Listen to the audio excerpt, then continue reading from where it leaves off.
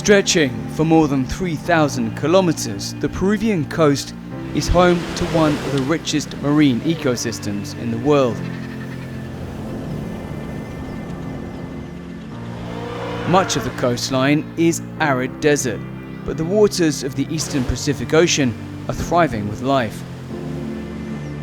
Sweeping up from Antarctica, the Humboldt Current brings nutrient-rich cold water, which supports a superabundance of anchoveta, the Peruvian anchovy.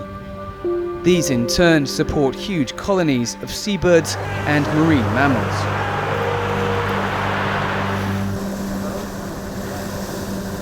En Trujillo, 5 lobos marinos muertos permanecen varados en el balneario de Huanchaquito. Bueno, se han detectado casos de gripe aviar en lobos marinos y también en delfines que han sido hallados en sectores de nuestra costa. La confirmación de casos de gripe aviar, en esta oportunidad en lobos marinos.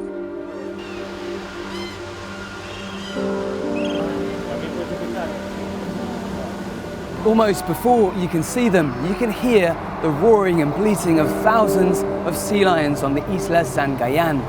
This deserted island off the Peruvian coast is home to one of the largest sea lion colonies in South America.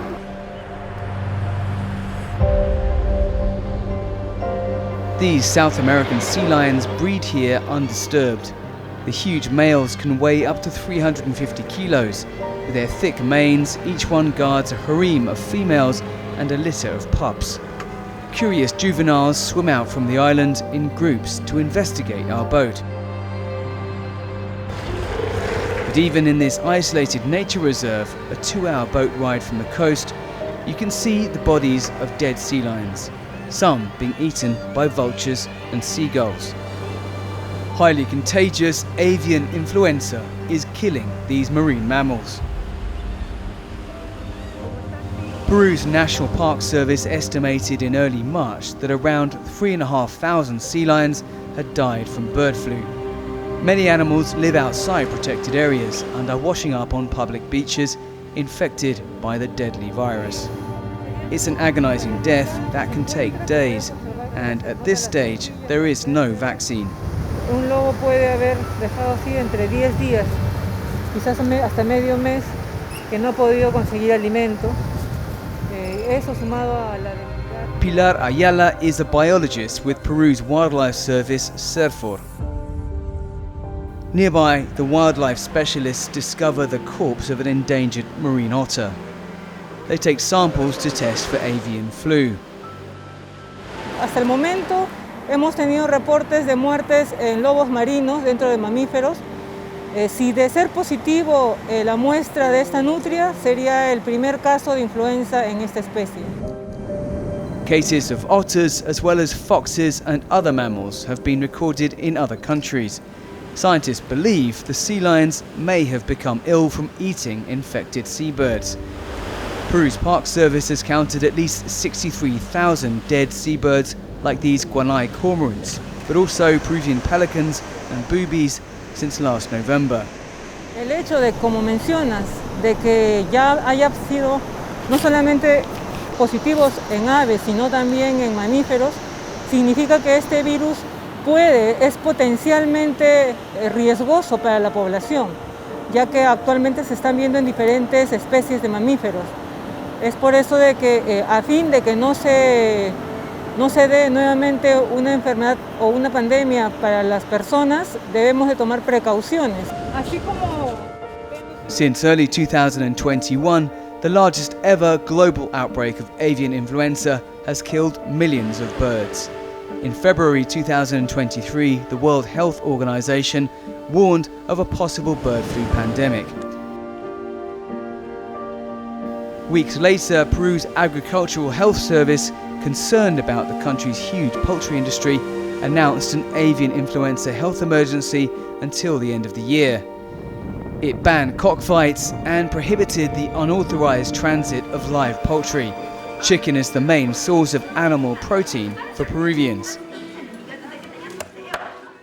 Here have been actually deactivated. There's nothing infectious here, but I'm going to show you what this looks like. So, Mariana Leguía is head of the genomics laboratory at Lima's Pontifical Catholic University.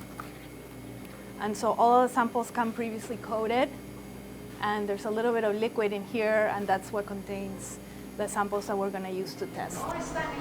Leguia leads a team of scientists who are analysing samples taken from dead or dying animals that showed signs of bird flu infection from along Peru's coast. From the samples, they have sequenced the genome of the highly contagious virus, which came from North America, carried by migratory birds. The evidence indicates not just the spread of the disease from bird to mammal, but also that the possible spread of the virus from mammal to mammal cannot be ruled out. We have been able to identify H5N1, highly pathogenic H5N1, in both dolphins and sea lions. We also have circumstantial evidence of thousands of sea lions washing off dead along the shore of Peru, and now there's also reports in Chile and in other parts of South America. And so there's evidence to be concerned because the large numbers of sea lions dying suggests that there might be mammal-to-mammal transmission. Now, based on the data we have, which is a limited number of genomes, okay, we cannot confirm that, we cannot prove that that's correct, but we suspect that that might be happening. While sequencing the virus in Peru is in its early stages, there is concern that it is mutating as it travels south.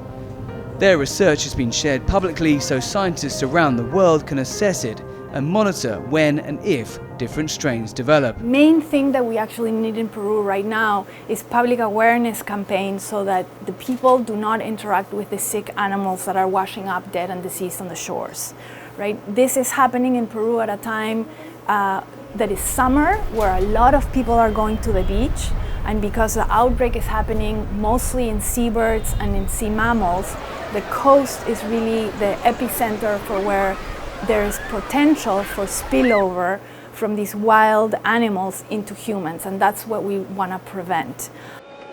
Most scientists say the risk of spillover to humans remains low, but as the flu virus mutates and wild birds migrate, the spreading impact on wildlife could be devastating.